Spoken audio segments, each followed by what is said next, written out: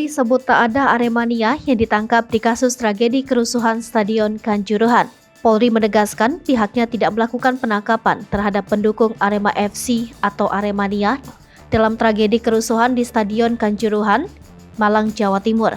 Hal tersebut untuk meluruskan kabar yang beredar bahwa pihak kepolisian menangkap sejumlah Aremania saat kerusuhan di Stadion Kanjuruhan Malang. Kata Kadif Humas Polri Irjen Dedi Prasetyo, pihaknya akan menyampaikan perkembangan penanganan terkait peristiwa tersebut secara utuh dalam waktu dekat. Hingga saat ini, Polri mencatat ada 455 orang yang menjadi korban dalam kejadian tersebut. Dengan rincian 125 tewas, 21 luka berat, dan 309 luka ringan.